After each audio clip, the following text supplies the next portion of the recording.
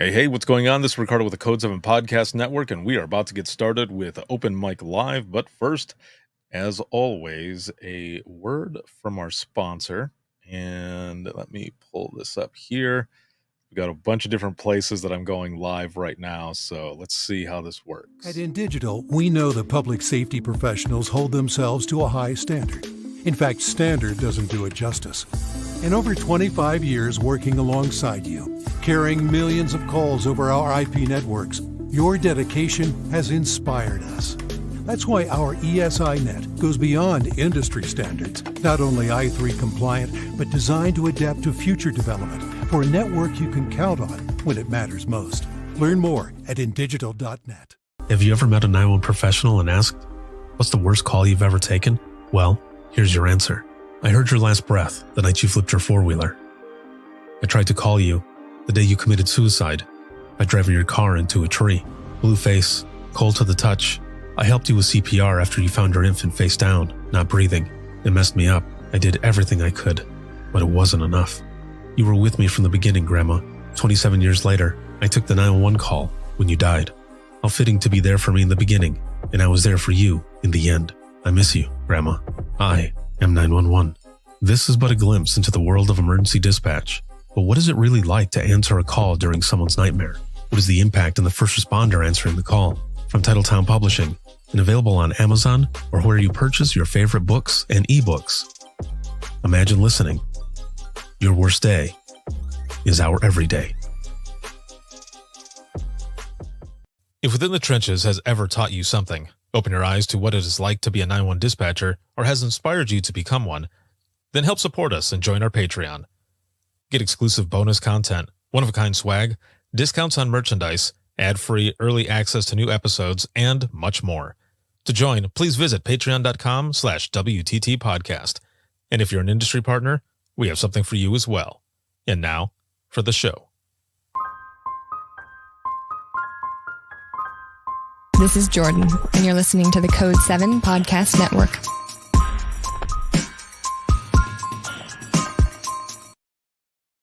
Warning.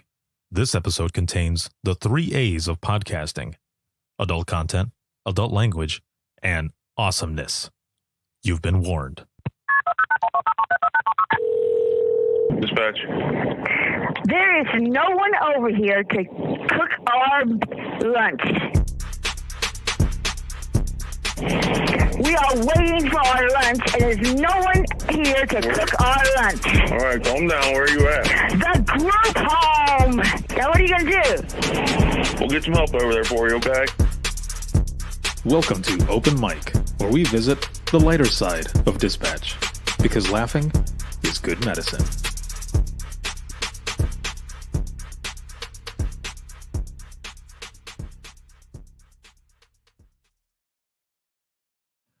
Hello, and welcome back, everyone. Welcome to Open Mic Live. It's been a good day, man. It has been a good day. I hope you are all having an excellent day as well. It was a crazy week.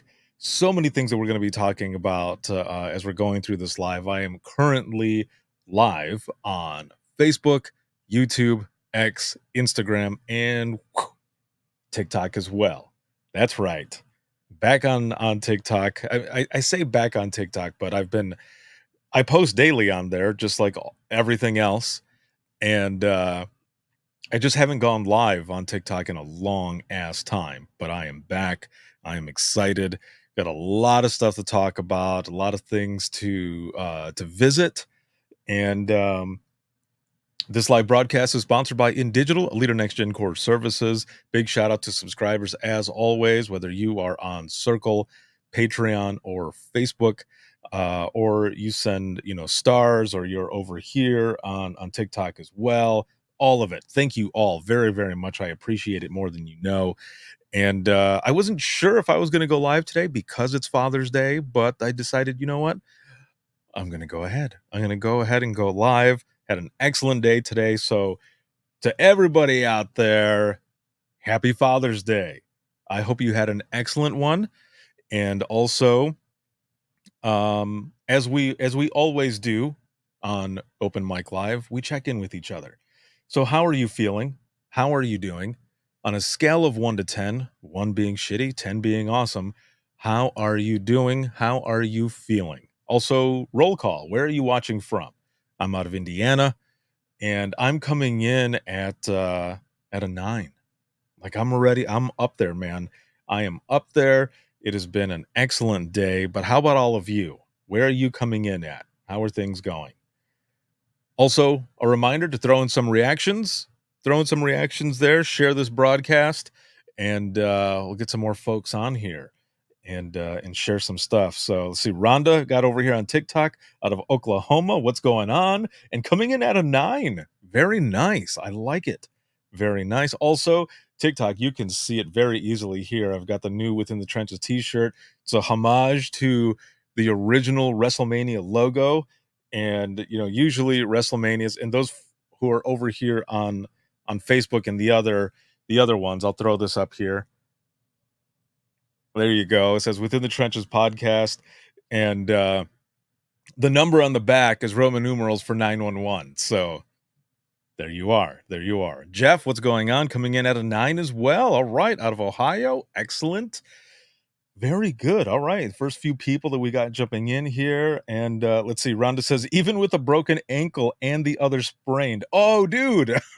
I hope you're okay. Oh, man. But hey, yeah, like you said, coming in at a 9, even with some injuries, some battle wounds, but you're doing well. All right. Excellent. That is good. That is very good. So let's see. Let's jump right in. Let me pull up my notes and everything over here. So it's the 16th, man. It is moving fast already. June moving super fast. And I just put out episode, holy crap, where am I at? Let's see, episode 550, I believe. Yes. Episode 550 went out last week. Episode 551 is coming up this coming Wednesday. So make sure to look out for that. An excellent episode with Carlin of First Watch, an excellent company doing great things for public safety and 911 professionals.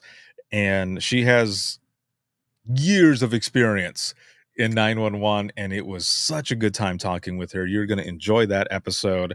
And I have about 20 more episodes already lined up, but that doesn't mean that this stops or anything. If you are new to the profession, if you are a seasoned dispatcher, or you're retired, I would love to have you on the podcast, Within the Trenches podcast, to share your story. This is what I've been doing for over 10 years.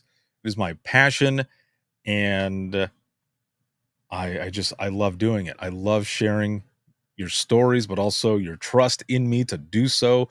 Thank you so very much. And let's see, Chad over here says, good evening, off to GPS TC training this week. Thoughts and prayers this week will be appreciated. Sending them your way. Strength and good vibes, all of it going out to you. And be safe heading out there as well. So we've got those episodes that went out there, and I'm going to be going to National Nina. So if any of you are going to be out there in just a couple of weeks out at in Orlando, it's Kissimmee, but it's basically Orlando, at the Gaylord, I believe, one of their Gaylord resorts out there for the National Nina Conference. I'll be out there, and I will be teaching 2 different sessions. I'll be out there also doing some media work and such. And so for those 2 sessions, I will be doing Imagine Listening, which I'm excited to do as always. And then, of course, I will be my second class that I will be doing is Recruitment Through the Power of Storytelling. And that one is such a fun class. It's part of my 8-hour course that I do. That segment is a 2-hour segment that's going to be shrunk into 1 hour, but it's still going to be good. We're still going to have a lot of fun. You'll be learning a lot of different things. And I cannot wait to have you there. So if you're going to the National Nina Conference, come out to my sessions, man. I'll be there. Also, you might have noticed I've got my green screen up. I moved some stuff around and got a bunch of different things cleaned up, and I actually have some room here. Shout out to my daughter Lola for helping me move this around as I was starting to go live and everything. So shout out to my baby girl. She helped me out there. Thank you so very much. But yeah, now I've got the green screen on here. My kids were asking, like, what are you going to be putting on the green screen? I was like, nothing. Green is my favorite color. That's it. I just wanted the green background. That's all. Maybe one of these days I'll actually put something else on there, But for right now, this is all I wanted. I just wanted to have this. So as I said before, happy Father's Day. Today was excellent. I grilled some such good ribs, man, and I love grilling. So I was all about doing that today. That was my thing, and having my family with me and my brother and my dad and everything as well. That was my gift, man. I I love it. The fact that we got to chill and just hang out. Grilled up some ribs, some chicken quarter legs, some corn. Had some awesome potato salad. Man, it was just banging. It was super good. I hope all of you had an excellent one today as well. And so I want to put a picture on the screen for those over here on TikTok. It's not going to show up, but if you're on Facebook, YouTube, X, or Instagram, you would be able to see it on there as well. So I'm going to put this on the screen really quick. This was a picture that we took before my brother and my dad left. So I want to put this on the screen here really quick. Sorry, I got to move my head because my gimbal here for TikTok is in the way a little bit. All right. So there we are right there. And actually, maybe I can, let me see if I can turn this a little bit for those on TikTok, just so that you can see the picture.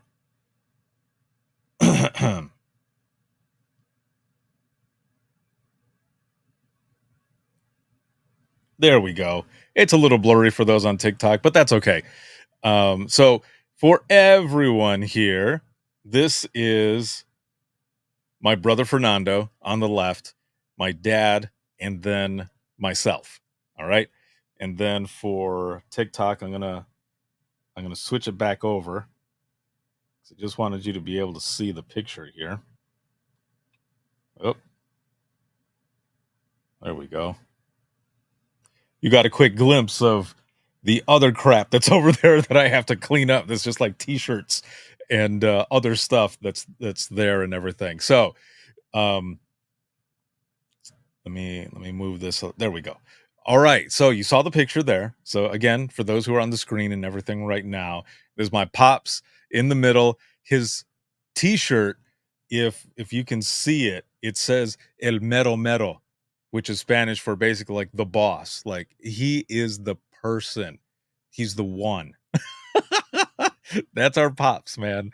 And so I'm Ricardo Martinez II. So obviously my dad is senior. And they were visiting today, and I wanted to put this on the screen for a little bit here, just to kind of give a shout out to my dad and share a few stories. So I know with Open Mic Live, we usually are sharing, funny 911 stories or even funny personal stories, and this is going to be the funny personal part. However, if you do have a funny 911 story that you want to share so that I can read it on the air, go ahead and put it in the comments, and I will do so. So here we go. So if you have ever watched That 70s Show, and the dad, if you remember, the dad's name is Red, right? They call him Red. That's my dad. All right. My dad is the Mexican Red.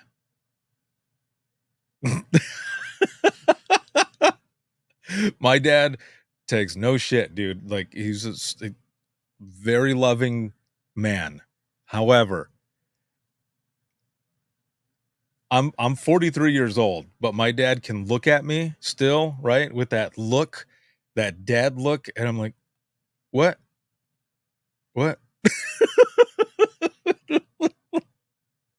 Like, I'm a grown ass man, but I respect my dad very much.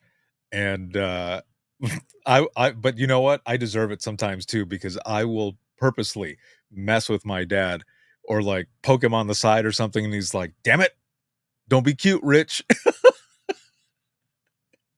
He's like, "You need to stop."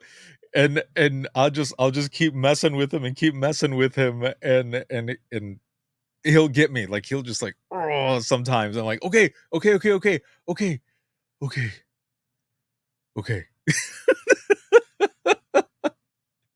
Oh, it's the most hilarious thing, man, but it's so funny. So here's another quick story. This isn't even a story that I have on my list, but um whenever whenever we would go to church, so my dad for like the longest time he didn't go to church with us. He was working and there's a lot of other things. However, when he finally did, like he went all in, man, and he ended up becoming the administrator of the church. And it was Catholic church. And because my dad was the administrator of the church, like we did everything. Like we went to church like 3 times a week, man. And so like Wednesday was like youth group stuff. Friday they did, bingo. So my brother and I and a lot of the other the other teenagers that were there with us that were in the youth group, we would go in there and we would help sell the food. We would help set up all the tables and the chairs, put them up, bring them down, like all of it. Like we helped do everything. And then, we might hit up a dance or something on a Saturday, dance some cumbias, dun, dun, dun, dun, dun, dun, dun. And then Sunday was church. So my dad would have to be there, like an hour or so beforehand to get, whatever work done or whatever before church started. And the first row pews were always saved for us. So of course, we're right there. We can't hide like a lot of people kind of do in church sometimes. We couldn't hide. We're right up in front, man. Priest, deacons, like everyone's there, and then my dad is like standing off to the side, and we'd be like, we would have to behave, right? But and my after a while, my dad would come and he would stand with us. So it would be like my dad, my mom, and then me, and then my brother, younger twin sisters. Sometimes they would be over there by our parents instead because they would want to be by them. And then our grandmas, our abuelas, would be there with us as well. So, excuse me, when my brother and I would be like acting up, it's so funny to say it now, but my dad would switch spots with my mom, and then we knew we were in for it because we would just be like, "Oh, okay." So we would be standing there, and then my brother and I, it didn't matter though if he was standing there because we would still try to like try to elbow each other, try to be sly, and make it look like we're doing what we're supposed to be doing. But when we would go to sit down, like clock each other, and my dad would know, he would see it. So this part right here in the back of your arm, right there, he would pinch and twist hard, dude. And he would go, "You better stop, settle down." And we'd be like, "Okay, okay, okay, okay." And my dad would reach around me to get to my brother Nando and like again, to him as well. And we like, "Okay, okay." But still, so we would look at each other and be like, so it didn't matter, man. Like even if we that was happening, we would still do something and it would make it worse. And oh, it was always so funny, man. But there's so many memories that I have as well. So this this first memory that I want to share, and the reason I want to share these as well is because I'm sure a lot of you, it doesn't have to be your dad. It could be your mom or your dad or an aunt or an uncle, grandparent, friend, whichever, you know, someone who, was kind of that, not so much, not an authority figure, but like a parent, and someone that you look up to, someone that that was there. And it didn't matter. There would be a lot of times because, like I said, my parents, they worked a lot, and especially my dad. And um, but any and every moment that he had, he was doing stuff with us, and I knew he knew he was tired. Like both parents, both my mom and dad would do the same thing. And so when I was about 16, I was working at a store called Meyer. Now, the store isn't everywhere. It's mostly in the Midwest, okay? And so I was working at Meyer, and there was this one time, and I will never forget this, okay? Never forget this. My dad stood up for me a lot, okay, right? He's my dad. So he stood up for me a lot. Um and a lot this time, even more so, like to the point where I couldn't believe this was going on at the time, okay? So I worked at this store. They had this food area where you could go and get your food or whatever. And a lot of us that worked at this store, we would go to that spot and get our food and go eat, whether it be in the break room or there with everybody else that was there, like customers and stuff. Um, and this one day, like I had a lot of friends there at this place, and one of my friends was working the register, and I walk up to pay for my food, and I paid my food, and I turned my head, and my buddy goes, "Hey man," he goes, "Can you hang on to this money for me?" He goes, "I've got so much stuff in my pockets, like, can you hold on to it?" And I was like, "Okay, I guess." And I took the money. Now, as I said, I turned my head, okay? So I didn't see what had happened. I just heard him say what he said, and I snagged the money from him. And I remember thinking, that's kind of stupid. Like, why is he giving me this? And then I went and ate lunch, and then I went back to work, and I was helping out customers and everything. And I end up having loss prevention walk up to me, and they go, "So we need to talk to you in the office." And I said, "Really?" Now, usually when someone like that is coming up to say something like, I mean, that's not good. Like, that's not a good thing. And I immediately got scared. And I was like, what the hell? I was like, I didn't do anything wrong. So why do these guys need to talk to me? And I remember there's one person in front of me, I'm in the middle, and then there's two guys in back of me. And they're like guiding me to the loss prevention office. I'm like, what the hell is going on? And one of my good friends that I actually was going to high school with, we played in the same baseball team and everything. He goes, "Hey, Rich, what's going on?" Oh, dude, are you okay? And I was like, "I don't know, man. I don't know what's going on." And he's like, just staring at me as I'm walking into the back with loss prevention. And they take me into one of the back offices. And I was like, I'm hit. Like, I don't know what's going on here. And then I sit down, and one of the loss prevention guys goes, "So how often do you take money?" And I was like, "I don't. Why do you ask?" And they said, "Well, we have you on video." And I said, "What?" I said, "Show me the video." And they started asking me questions, and I was like, "Show me the video." I said, "Because I don't believe you." and they start like getting kind of aggressive in what they're saying and a bit menacing and trying to like pump up their chest and everything. And me, I didn't give a shit. I'm like, show me. Like, I don't. You can't phase me. What is it that's going on? So they finally did show me the video, and when I turned my head, I thought was my buddy, he actually pulled a 10 out of the till, and that's what he gave me.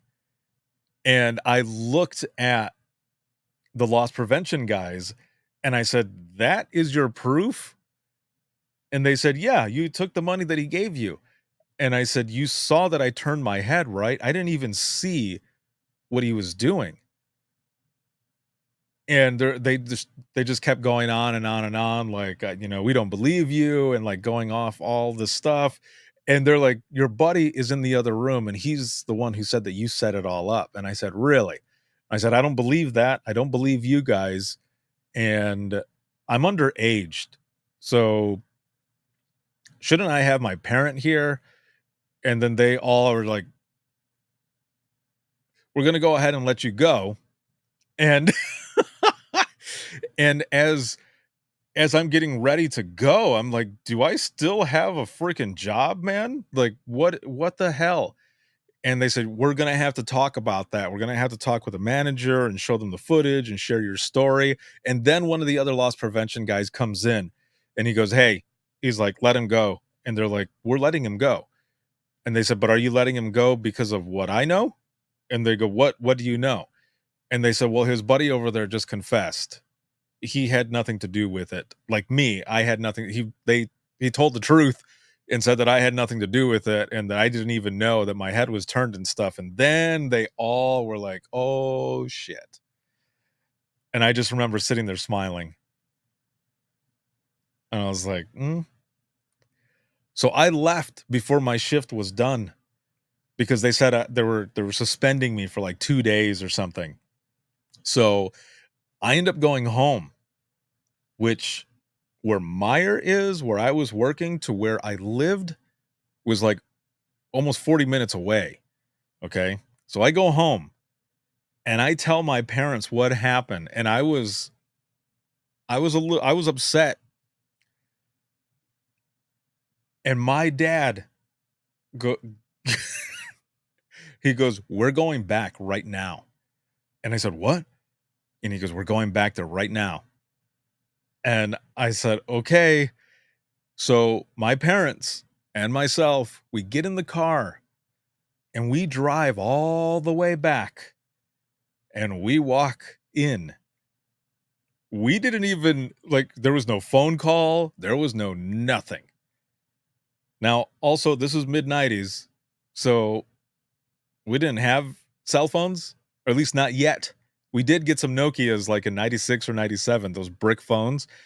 But at that point, I don't believe we had any cell phones or anything. So, um, we get there and we walk straight back to those offices, and those guys are like, "What are you doing back here?" And my dad's like, "Sit your asses down." And I'm like, "Oh shit." And we go in, or we sit down, I mean, and I'm actually standing because I'm watching as this is going down, and my dad is going off on them, telling them that they are lucky that he doesn't sue them to the moon and back, and just going and going. I did not think that was going to happen, but in my head, I'm like, "Hell yes, Dad. That was awesome." And I would do the same shit for my kids as well. So thank you, Dad. That was one of the coolest moments, and I will never forget that, and neither will those last prevention people, because after that happened, every time they saw me, they were so nice and so happy. Like, "Hey, Ricardo, how's it going?" I'm like, don't get me wrong, I did say hello. I wasn't a little asshole or anything. I did say hello and stuff and everything, but dude, I will never forget that. But also, my dad or both my parents going up in there, but my dad taking point and just ripping them a new asshole. Like that was one of the best things, one of the best memories that I have. Now, there's a lot of talk, right? You've probably heard it over the years where there's an accident or something has happened where it's with, like mama bear, or papa bear, that parental strength that they talk about that's like superhuman when someone sees their child in distress and they just, they jump in, and that happened. So years and years and years ago, it was years ago. Like I don't know. At this time I was probably 17, maybe 18, something like that. My girlfriend at the time and I had gone to a movie. My dad, my mom, my younger brother, and my younger sisters, they had all gone to a gathering. I think it was a church gathering or something. They were out at this like campsite or something. And my brother and our younger twin sisters and a friend of ours are on a golf cart. And my sisters are sitting in back. So they're sitting in the back of it where their legs are like kind of dangling, right? And their friend is the one who's driving. Well, he accidentally put it in reverse instead of going forward and slammed the pedal, and they ended up going back. And if I remember correctly, they hit a car. Now, one sister was able to get off in time. The other sister barely got off, but her leg got caught. And when our friend is trying to move it, he ends up going forward and back again. And so now she's lodged in there even more so. Again, I wasn't there, so I'm just like telling from my memory and hearing my siblings tell me about this, but this is what happened next. So the younger sister who's got her leg caught in between the golf cart, like the edge of the golf cart, the back part of it, and this car, she's, obviously screaming, right? And yelling. My dad hears her and runs towards them. And what they said next is something that they can't explain. But so this will say this, this is the car, right? Somehow my dad hurdled, not over the hood, over the top to get to them. He hurdled it through the friend and I think my brother out of the golf cart and moved it to dislodge her leg, and then picks her up as she's just like gushing, and an ambulance was already coming and everything, and they got her uh the help that she needed. And I remember coming home and hearing about this, and my sister laying in bed with like her leg all wrapped up after coming from back from the emergency room. But I share that story because that is one of those stories where you hear about a parent going into that mode where it's like you have no idea where the strength or anything comes from, but it's seeing your kid, or a friend or whatever in something like that where you just get this abnormal strength and agility, obviously, because my dad jumped over that side of the car. But that's another one that I'll never forget. And if any of you have any memories, about your dad or, a parent or anything like that, please throw that in there as well. I would love to read it and share it while we're here. So another one is, so my dad he coached my baseball team from beginning all the way up to the point where, I was going to be getting into high school and stuff. And he also, like my parents, never missed a game. Like, I played basketball, I ran cross country, I ran track, I played baseball, and they were at every single meet, at every single basketball game. And the thing, though, that I remember the most was that at the basketball games, my dad, excuse me, would come in, "Christy, what's going on? How are you? I hope you are well as well." And I am well. It's been an excellent, excellent day.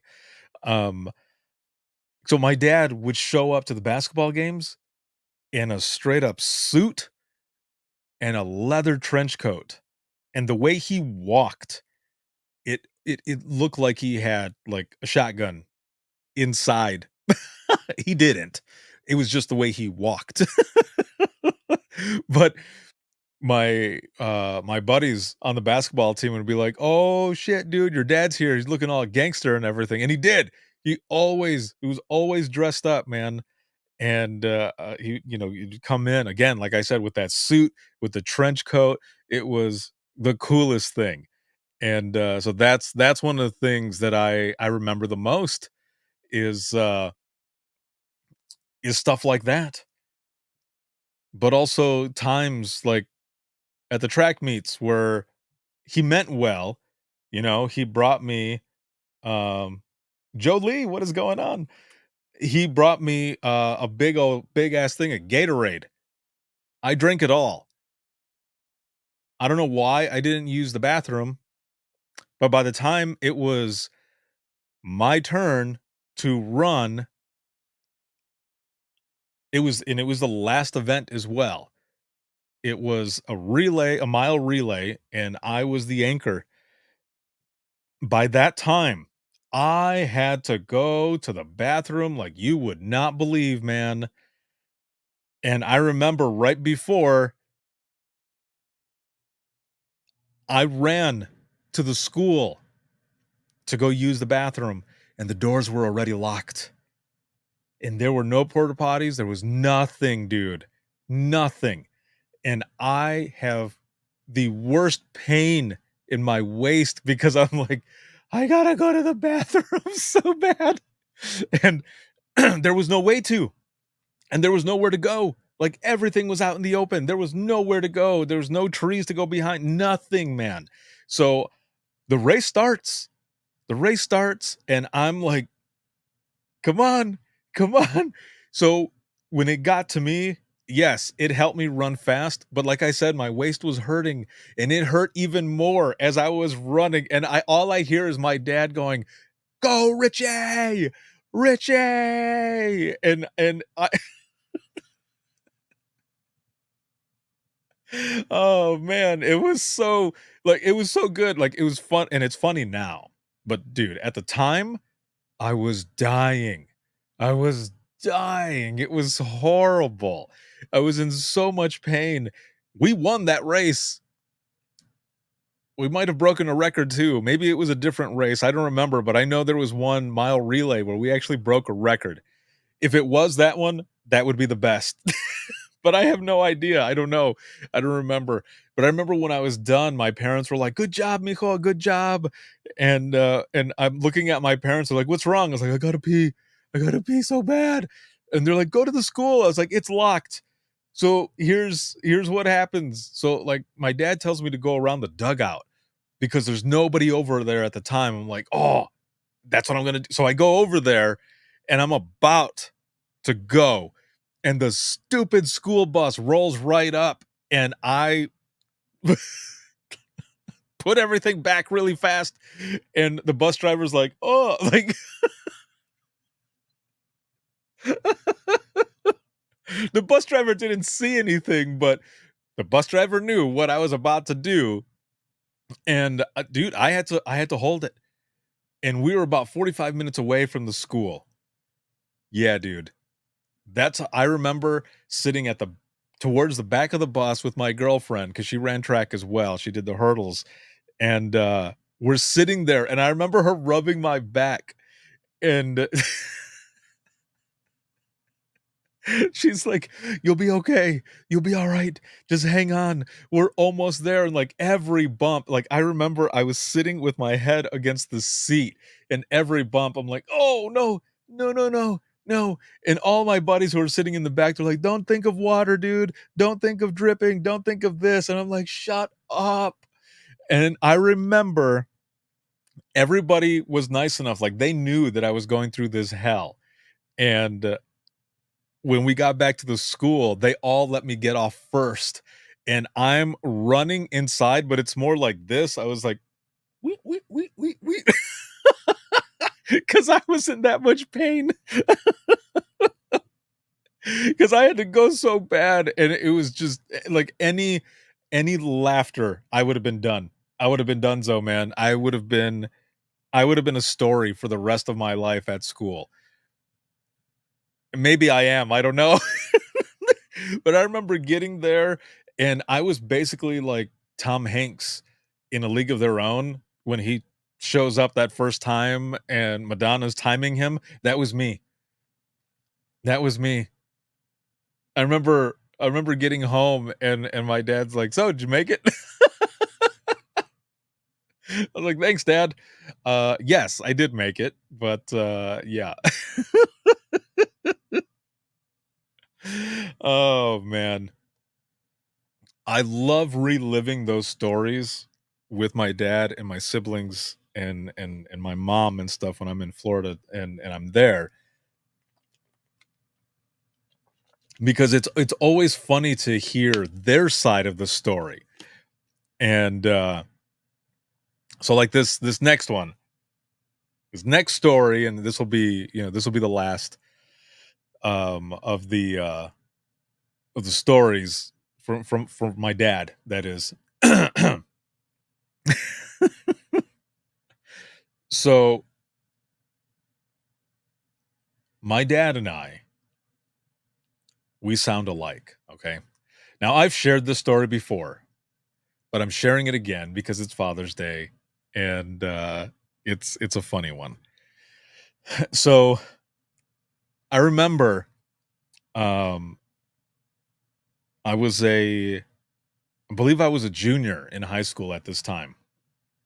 And I was acing all my classes, man, but I was just bored. Like I was bored.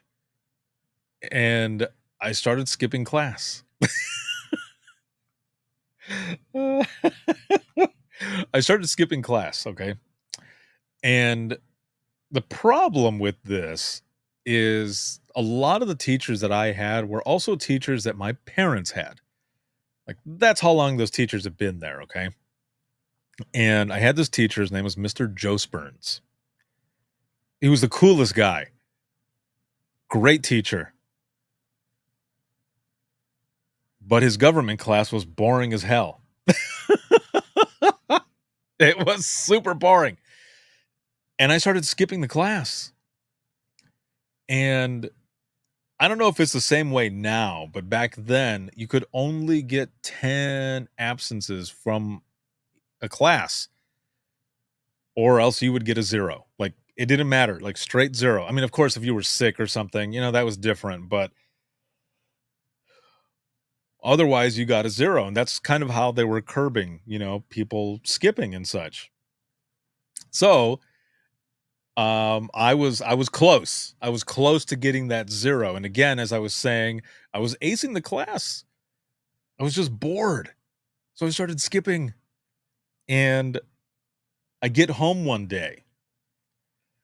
And I can see this clearly in my head. Getting home, having my backpack and my instrument, because I was in band at the time. I was a saxophone player, alto sax. And I'm walking back towards my bedroom now. I have to go through the kitchen to get to the dining room, turn left, the hallway there or the first room on the right. That was my bedroom. I shared a bedroom with my brother Nando. And we just gotten home. Like I said, I'm going to the room and the phone rings. I'm like, I'll answer the phone. I'm like, hello? And I hear, Richard, hey. This is, I won't say his first name But he's like, basically, he's like, this is Mr. Joe Burns. And I'm like, oh, shit. My teacher is calling home. And he thinks I'm my dad. Because my dad and I sound alike a bit on the phone.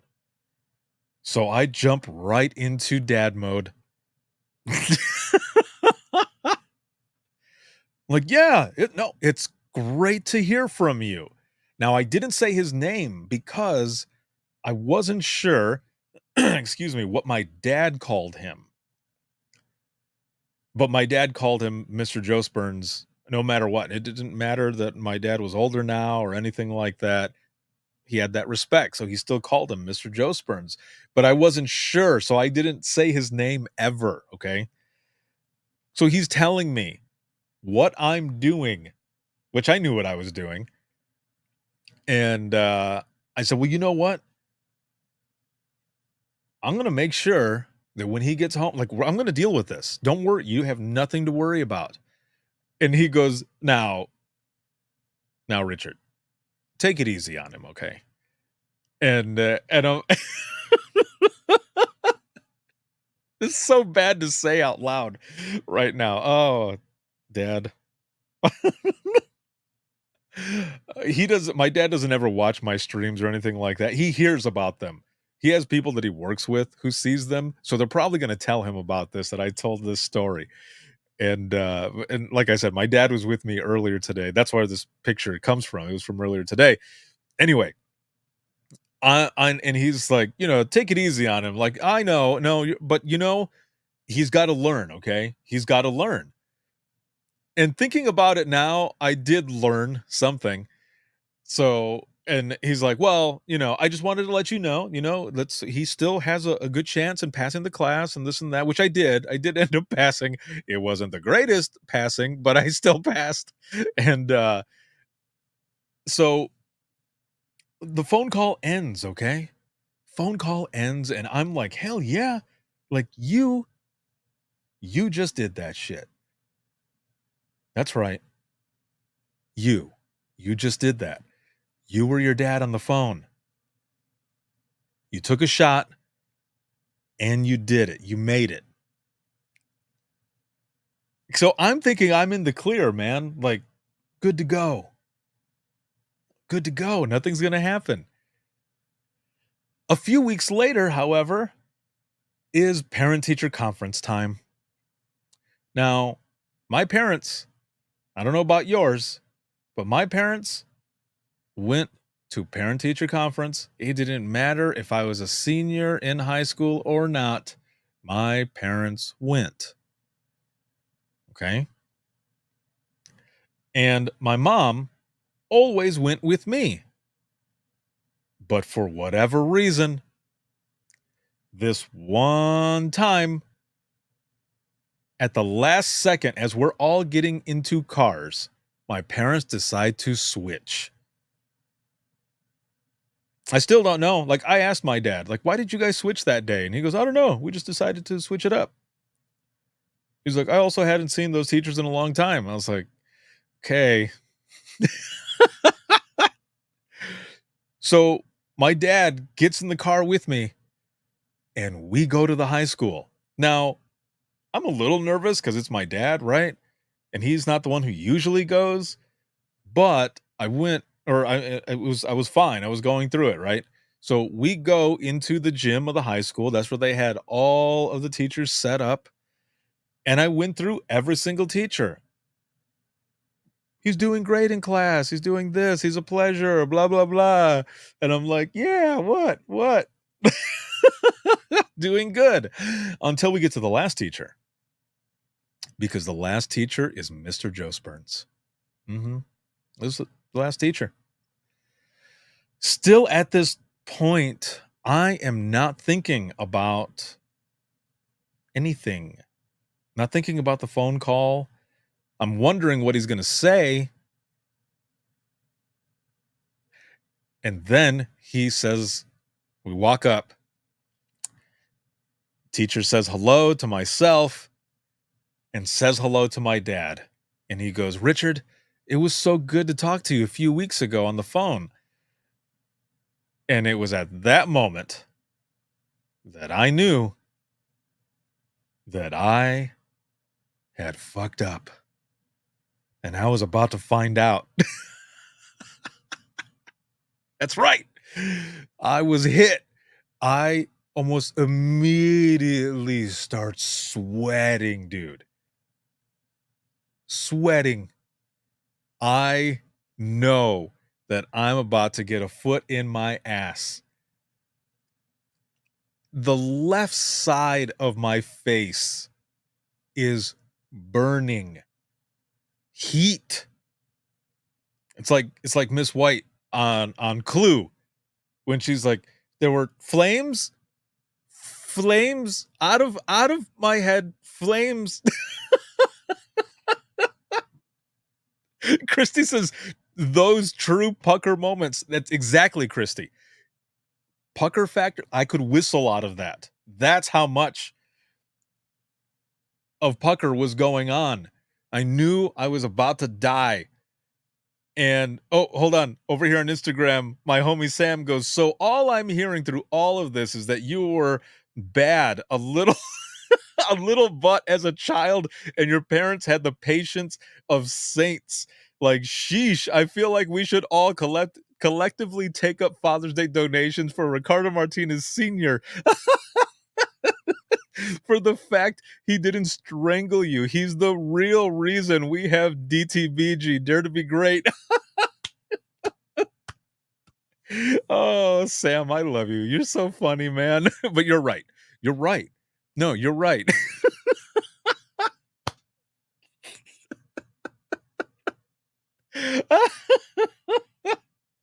Oh my God. I'm like crying right now. Jeez. So so that heat as I'm sitting there, like my whole body is just drenched, and it's all in slow motion. Like I can see this right now. I can feel that heat on the left side of my face because that heat was coming from my dad's eyeballs, because he was sitting to my left and he was peering into my soul. There's no more dad, only Zool.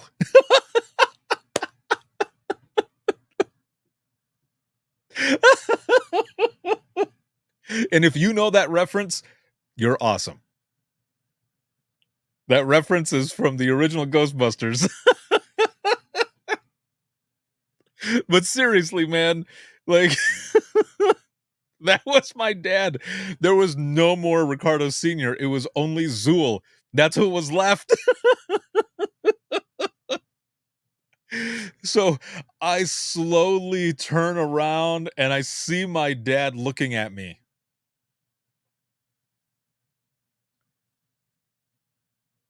So Mr. Josburns and I talked, huh?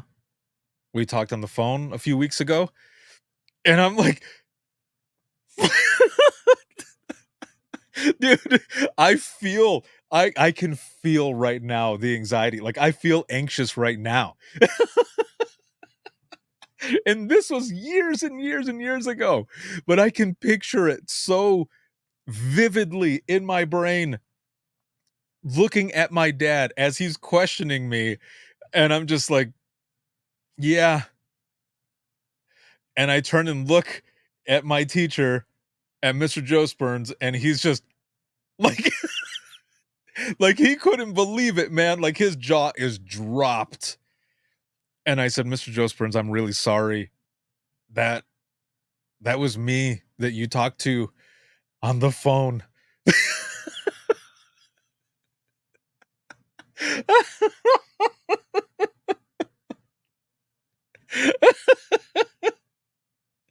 and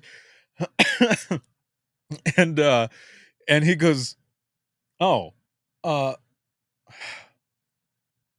well, all right then. And my dad my dad goes, get your ass into the hallway right now. Get the hell out of here. Go. And I'm like, okay. And I got up and I quickly walked out of that gym, and I am standing in the hallway, just up against the wall thinking, what's going to happen? Like, I, what is going to happen to me now? Like, I'm caught, like, I am hit now, like super, super hit. And I'm freaking out. Now, as I'm leaning up against the wall in the hallway, people are walking back and forth, going into the gym for their time for parent teacher conferences. And I've got like 3 buddies who walk up. They're like, "Hey, Rich, what's going on, man?" And I was like, "You don't want to be here right now."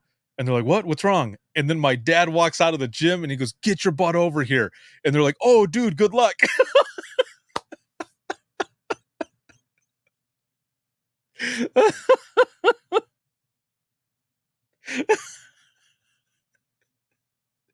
Oh, I will never forget the look on their faces, man. And they were just like, "Hi, coach," and my dad's just staring at them. They're like, "Okay," and they they split, and I'm there, and I'm walking towards my dad, and we're walking together to the car, and he's like, "I cannot believe you.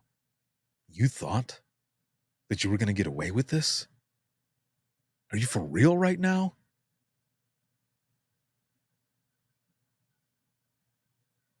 You know how embarrassing that was? And in my head, I'm like, I took a shot. And I just kept going, "Dad, I'm really sorry. I'm sorry." And he goes, "Why are you not going to class?" And I said, "It's boring." And he goes, "That's not the way life is. You can't just skip out on things." And those, I will still to this day, like I hold on to that shit because of my parents and the discipline and everything with working hard and being there and really showing up. That's where it comes from. Also, me doing stupid shit. But it ended up coming out, that stuff, and I will always cherish those moments, even though it was me messing up. It makes for a funny story now, but then, no. So, he's like, "What were you thinking?" And without thinking, I ended up saying it out loud. I said, "I took a shot."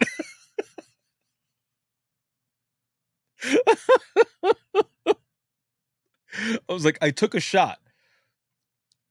And, he's like, "Well, I can't fault you for that, but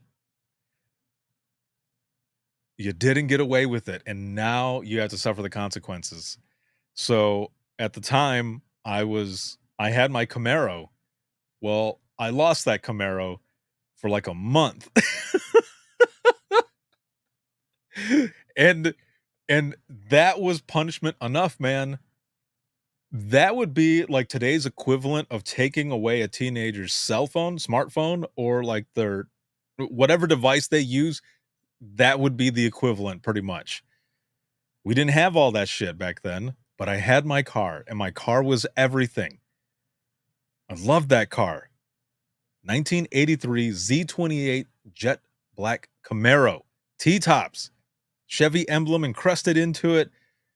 Hatchback. Gorgeous. I miss that car. And I was definitely missing it during that time too. Because my ass was riding the bus. And I remember this also happened when I got caught skipping. This was like a year before this happened. This other thing happened. And I remember getting on the bus and my siblings, my younger siblings, their little friends being like, "I thought your brother was in high school. Why is he on the bus? What happened to his cool car?" And in my head, I'm like, "Stop it. Stop."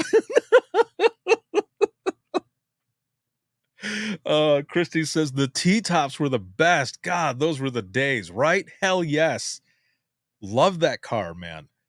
But also, I couldn't get away with anything because I was the only one who had a car like that in this small town of Fenville, Michigan. So I couldn't get away with shit. But I will always be grateful. And I asked my dad about that. I asked him, I think it was also on a an open mic live where it was my younger brother and myself and my dad, and I was sharing these stories, and I was like, "What were you thinking at the time? Like, what happened?" So it's always fun to get my parents' side of the story. And my dad goes, "We got back and your mom and your brother and sisters were already back." And I went downstairs because my parents' bedroom at that time was in the basement, and they fixed it all up super nice. And he's like, I went downstairs to talk to your mom, and I'm like, I don't know what I'm gonna do with this kid. and and then he goes, and then I started laughing because I was like, he took a shot.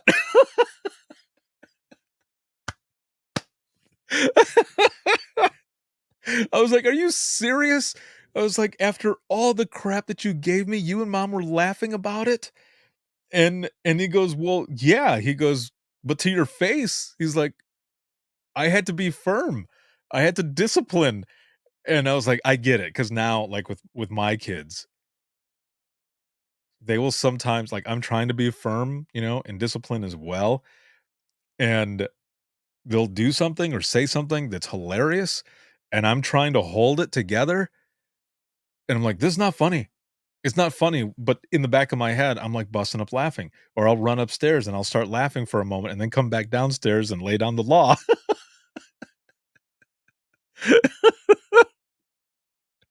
Definitely had those moments where your parents are like, "One day, you're gonna have a kid who's like you, and you're gonna have to deal with this, and it's gonna be your turn, and blah, blah, blah."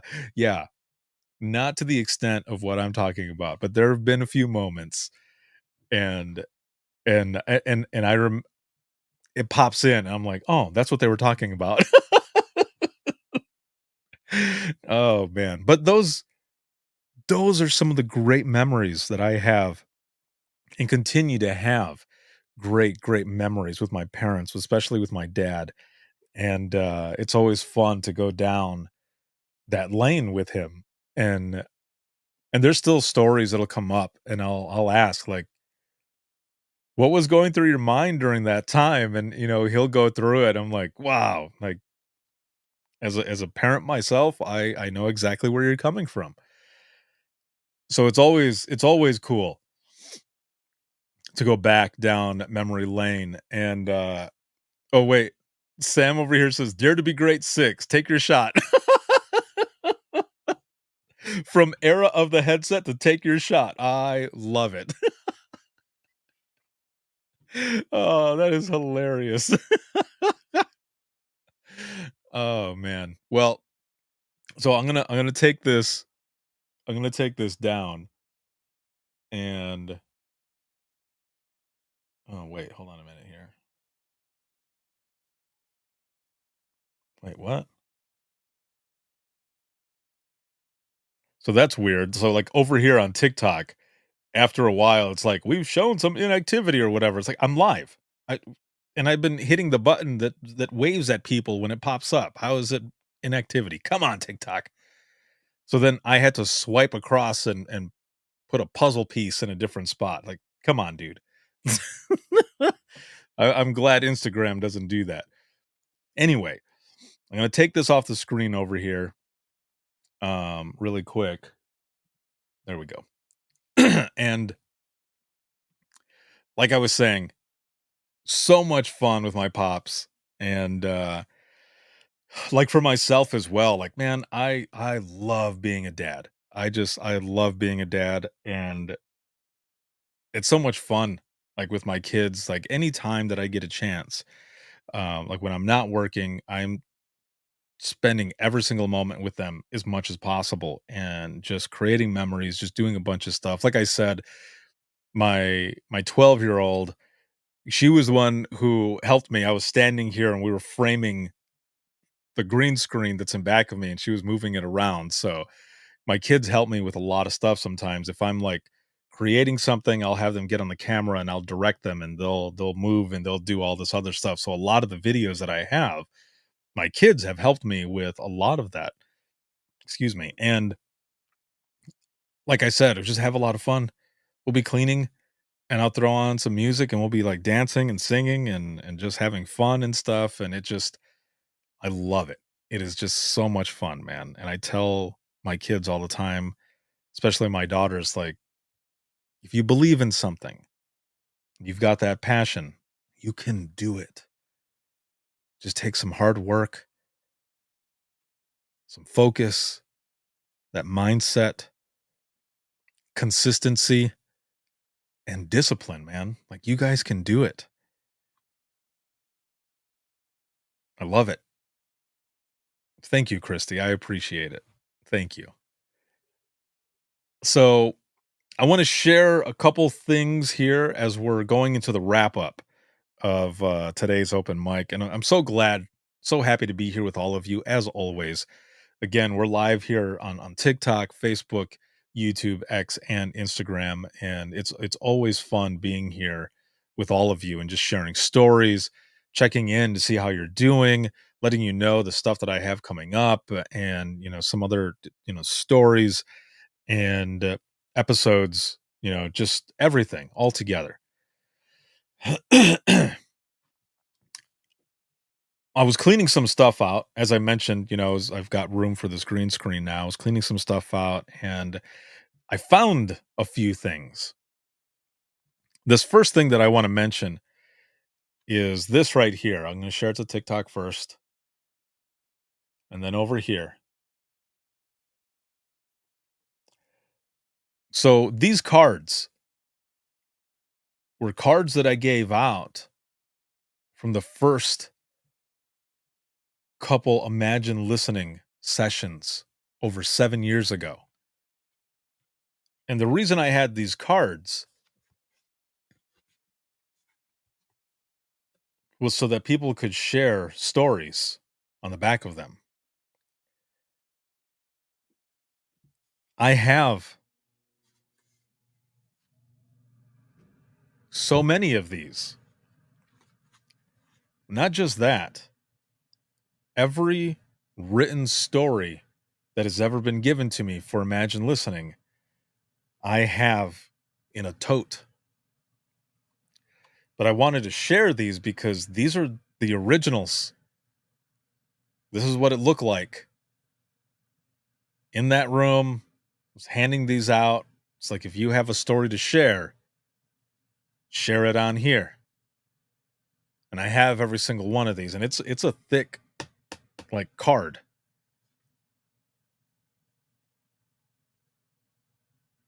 On the back of it, it says, "You will remain anonymous and your story will be read on an episode of Imagine Listening, an extension of the podcast based on the stories of the I Am 911 movement."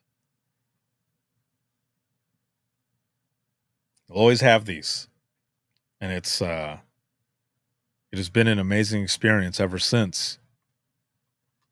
Every single one of those sessions. Every person who's been in there sharing stories. And even if you didn't share a story, the fact that you were in there in support of each other, that's what it's all about, man. But I'm just happy that I have all of these to be able to show, like, this is where it all started. Over 7 years ago, been doing Imagine Listening, helping 911 professionals share their stories, get them out there. And what's interesting is that, like, everyone has a funny story, right? But a lot of times during the first part, sharing some of the harder stories, there are more people who want to share the hard stories that they've been holding in and they want to get out than the funny ones. And again, it has just been a great experience, and I thank you all for that. Because everything that I do, it didn't just start it because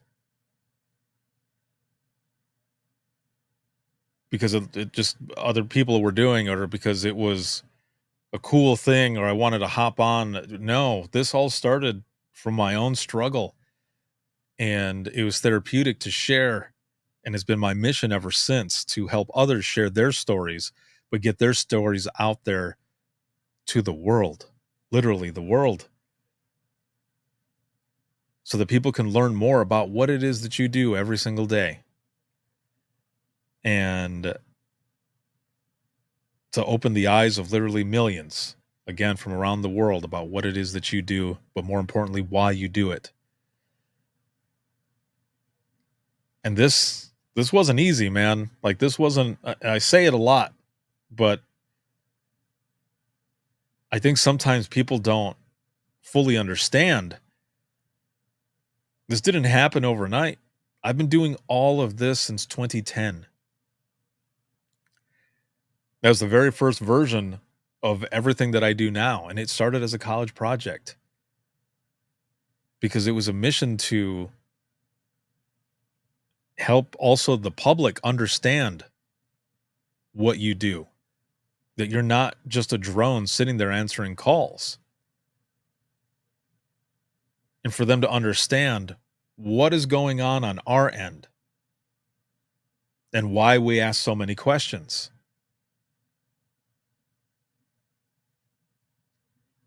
And it's helped a lot of people in the public learn and understand. And it has been, again, as I've said, an amazing experience.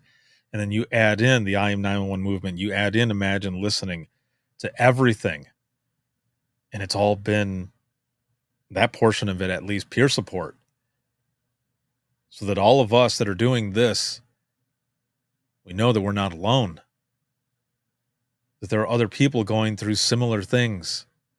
And there's so many supporters out there. Christy says, I love your mission and I appreciate your efforts more than you could know.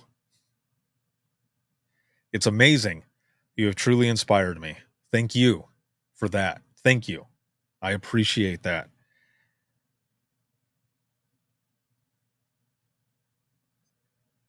I had no idea. Seriously, like when I started doing all of this, I thought, well, maybe a few people will listen. And it exploded. And what has helped me do this as long as I've been doing this, excuse me, has been all of you. You are my why. You're my reason that I continue to do what I do. And I will continue to do it until I'm no longer needed to assist in any way. I'm just happy that I get to play a small part in all of your public safety, your journeys, your 911 story. But if I can help all of you get your stories out and feel more comfortable also talking about what it is that you do, then damn it, that's what I'm going to do. It's always been about giving back. I know other people out there who seems like they do it just for the money, and you know what? Maybe they do. But that's not me. If I could do this shit for free, I would. Because to me, it's always been about giving back to the 911 professionals that work within the trenches of dispatch, of 911. And there have been a lot of supporters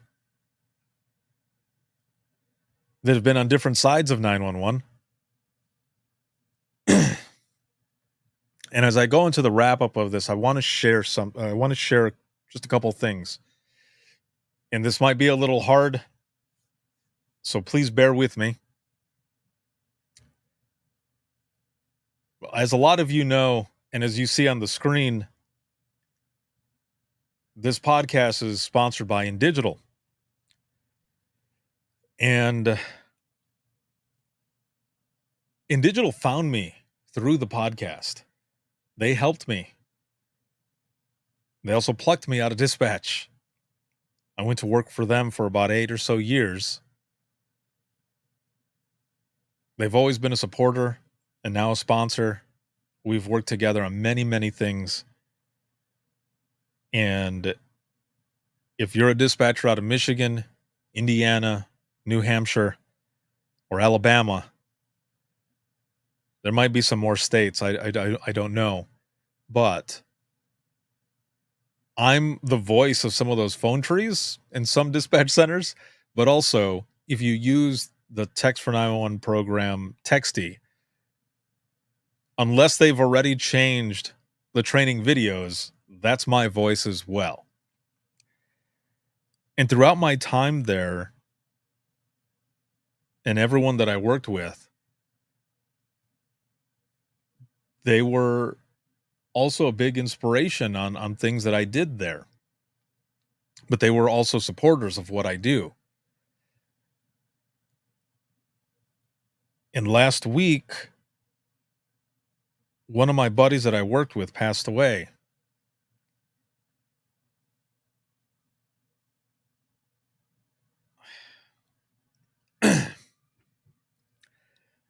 And he was, like everyone there, a big supporter of what I do and the reason why I do it. And I remember vividly in the morning, like we would stand in the kitchen. He'd be drinking a cup of coffee. I would have coffee as well sometimes, or an energy drink or something. We'd be standing there talking. And this one specific time, I remember him asking about the movement and the stuff that some of the other stuff that I do. And I remember him saying, you're doing good things, man. He's like, just keep doing it. I'm a supporter of what you do. Keep doing what you do. And he had always told me that. He was just like, don't stop, just keep doing what you're doing. And I remember a lot of the projects that we worked on together, implementing, different parts of the network at different centers, or just a lot of different projects. Like there's a lot of stuff I can't say, but there were a lot of projects that we worked on network wise, like Next Gen 911 stuff.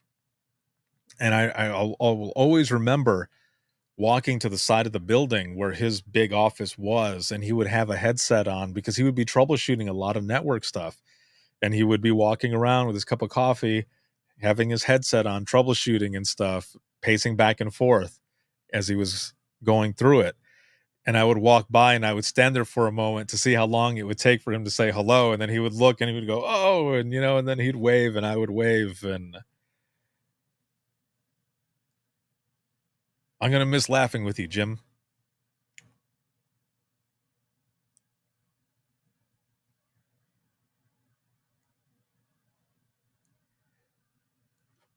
Awesome person, man. But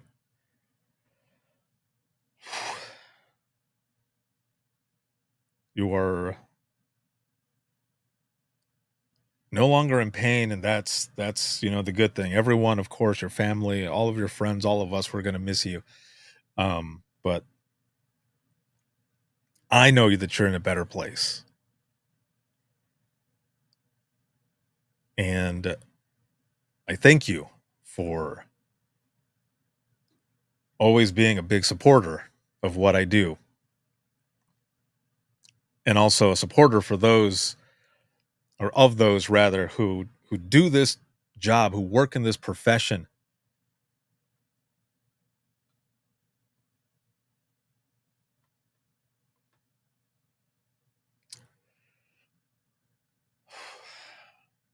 So the other day, while I was cleaning all this stuff out,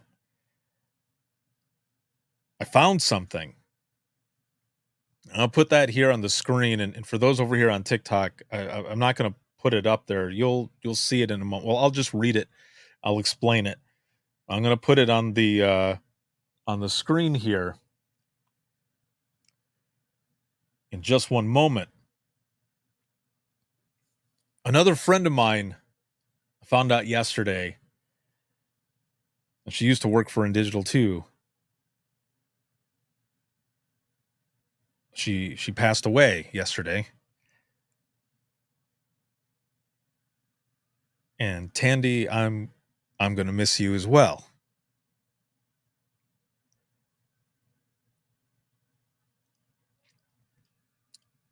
I posted this on Facebook, but I'm gonna mention this here as well.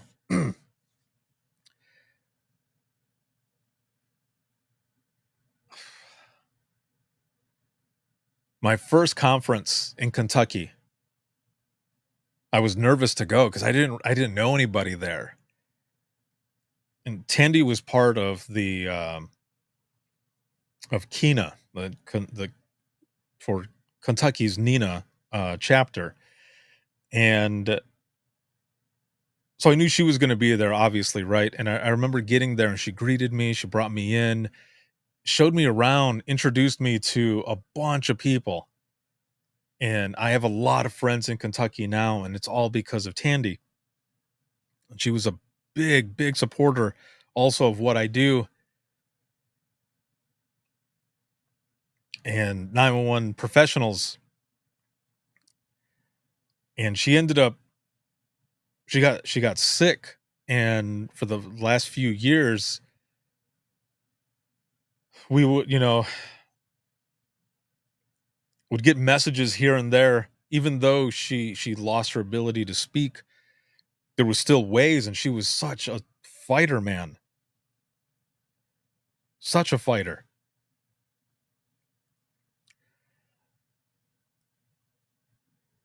And when I first left in digital, again, in digital still a sponsor of mine, and we still work on projects together and stuff. But when I went on my own and they became a sponsor, and even before that, there was this one time she sent a picture. She sent a picture to myself and our friend April, and it was a picture of her getting her hair done, and she had, like, they're not rollers, I can't even think of what they are, but her hair it looked funny, and she goes, "Here's something for you guys to laugh at in case you need, um, a good laugh." And I loved that picture so much. It was one of the funniest things, and I remember when she sent it, like, I was kinda down, and it was the perfect thing to see and receive, and I told her that.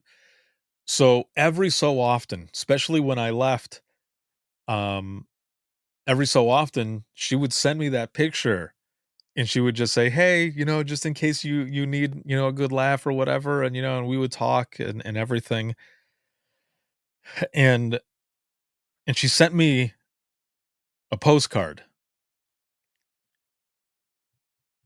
and 2 days before she passed, when I was going through some of those things that I was cleaning out, I found the postcard, and on one side of the postcard is that picture that she sent, and on the other side was this.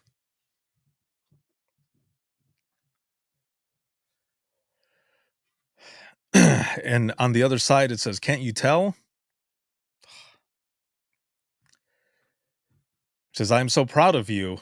You, my friend, are the example to all of us of hard work and following one's dreams. You deserve every bit of it, and I am so proud to call you a friend. Tandy."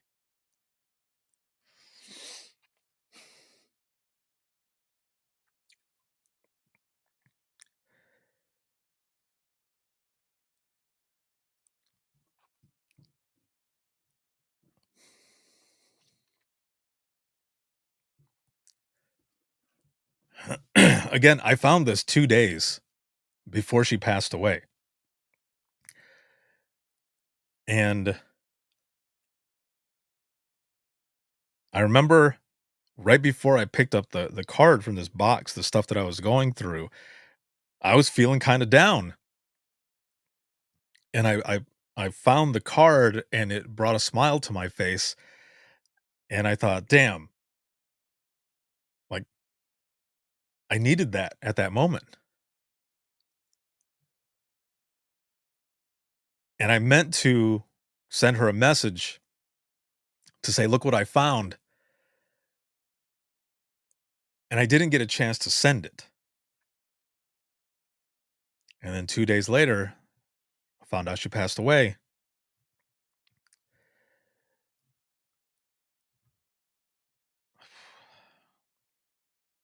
I feel like it was meant to be that I would find that card at the moment that I did.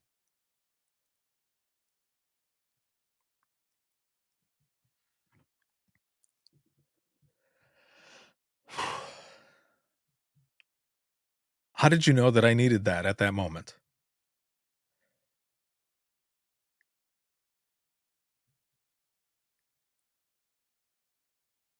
I'm definitely going to miss you. And I will always have that card.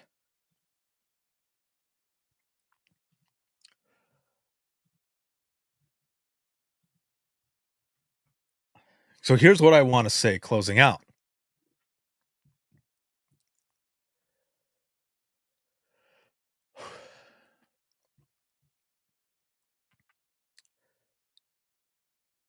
No matter what's going on in your life,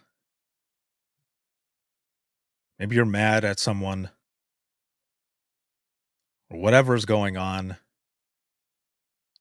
don't miss the opportunity to reach out to someone, to just say hello, let them know that you're thinking of them, or to tell someone that you love them. Because as we all know, but especially when you work in 911, you realize how short life really is. And we don't know what the next day brings. So take the opportunity, damn it. Tell your people that you're thinking of them. Tell your people that you love them, that you miss them. Let them know.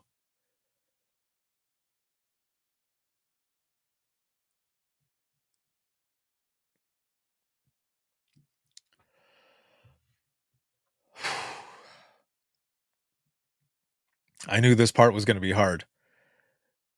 I was saving this for the end. I'm glad I did.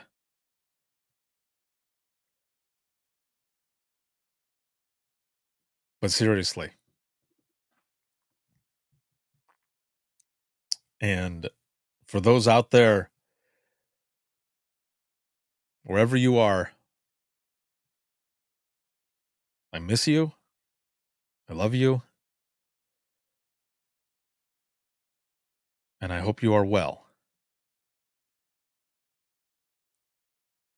Make sure you tell your people, all of you. Thank you all for joining me tonight for Open Mic Live for this Father's Day. Happy Father's Day again. And to the friends and family of my two friends, Jim and Tandy, and to my family at InDigital, my thoughts are with you. My prayers, sending strength, good vibes, all of the above.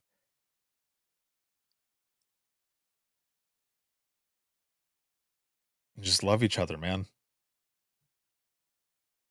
Fuck the noise. Just love each other.